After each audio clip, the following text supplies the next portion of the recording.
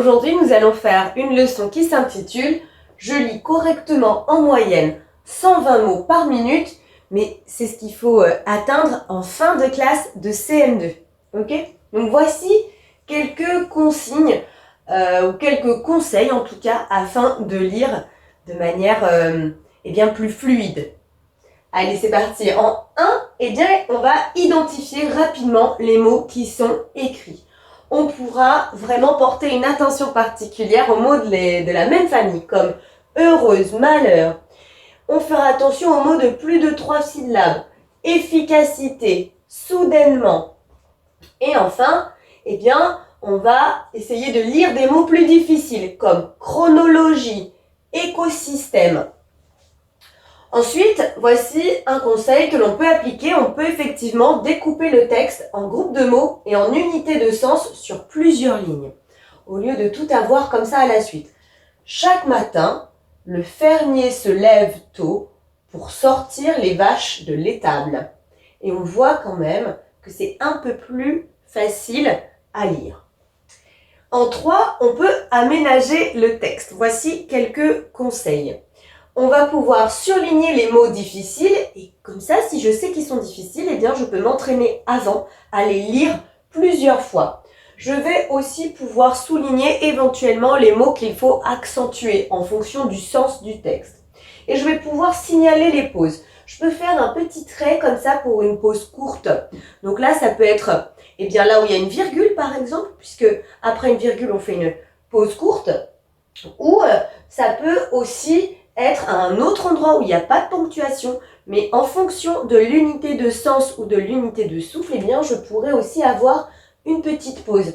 Et là, les 2 barres, ce sera pour marquer une pause longue. Après, un point, juste un point en fait, le point dans une phrase déclarative.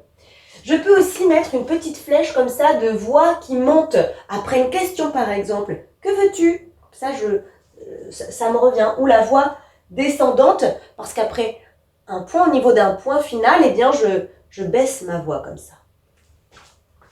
En 4, il faudra faire attention à lire le texte avec l'intonation adaptée en fonction du sens. Et là, pour ce faire, tu vas pouvoir t'entraîner. Imaginons une phrase comme celle-là. Je suis vraiment contente de vous voir. En fonction du sens, on peut le dire de manière joyeuse. Je suis vraiment contente de vous voir. Mais je peux aussi le dire avec colère. Et là, ce serait ironique. Je suis vraiment contente de vous voir. Par exemple. Donc là, tu peux t'entraîner toi à la maison à faire des choses comme ça. Et on peut le faire avec les autres émotions de base comme la peur, la tristesse ou encore l'étonnement. En tout cas, on s'entraîne à lire à voix haute parce que ça améliore l'efficacité. Et puis, on s'entraîne chez soi en comptant combien de mots on lit en 1 minute et on se chronomètre. Donc tu peux mettre comme ça un petit chronomètre ou demander à quelqu'un de te chronométrer. Et ensuite, il va dire stop au bout d'1 minute. Et toi, après, tu vas compter combien de mots tu avais lus. Et si jamais, tu vas le noter déjà.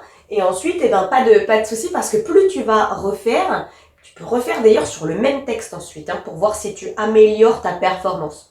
Et donc, pas de souci parce que tu verras qu'on s'améliore vraiment très très vite. Et on retient que plus on lit, mieux on lit. Et mieux on lit, plus on lit. Parce qu'en fait, plus tu vas lire et donc plus tu vas t'améliorer en termes de performance, mais aussi plus tu seras performant et plus tu auras envie de lire. À toi de jouer à présent. J'ai mis au tableau un petit texte que j'ai écrit. Et tu remarqueras que j'ai noté le nombre de mots comme ça sur le côté. Alors, c'est un texte qui comporte 87 mots. Donc, en gros, il faudrait pouvoir le lire en 45 secondes. Donc, tu peux mettre le texte sur pause et essayer de te chronométrer et de voir si en 45 secondes, tu as bien lu l'intégralité du texte. Si ce n'est pas le cas, pas de panique. Mais dans le but de faire l'exercice, je vais le lire. Mais sinon, je te laisse la possibilité de mettre sur pause et de toi-même t'entraîner avant. Et du coup, je vais lire d'abord les questions de compréhension. Comme ça, après, toi, tu pourras y répondre. Donc, qui est présent dans la maison quand Abdou rentre de l'école? Quel livre a-t-il oublié et quelle solution propose sa maman? Donc ça, c'est si tu veux t'entraîner tout seul. Mais vu que là, on essaye de le faire ensemble, eh bien, je vais lire le texte. Abdou rentre de l'école. Il pousse la porte d'entrée et dit « C'est moi, maman, où es-tu » Mais personne ne répond. Il trouve alors un mot sur la table. « Je suis parti à la boulangerie. Je reviens rapidement. Fais tes devoirs. Je t'aime. » Il ouvre son cartable, prend son agenda. « Oh non !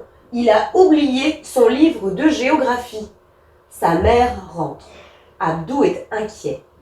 Il explique la situation et sa mère lui dit « Ne t'inquiète pas, nous allons passer chez Jérémie. » Alors, maintenant que nous avons lu le texte, qui est présent dans la maison quand Abdou rentre de l'école? Personne, puisque Abdou se demande où est sa maman et visiblement il n'y a pas d'autre personnage. Quel livre a-t-il oublié? Son livre de géographie. Et je termine avec quelle est la solution proposée par sa maman.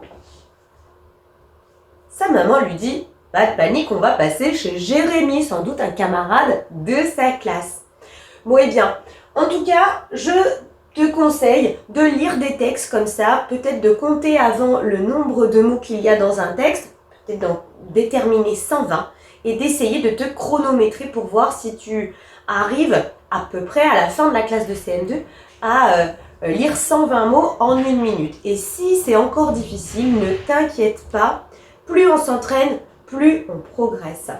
Il y a des exercices en ligne aussi qui peuvent t'aider, mais j'espère que c'est plus clair. Allez, à bientôt. Maintenant que tu as tout compris, entraîne-toi en faisant les exercices ci-dessous.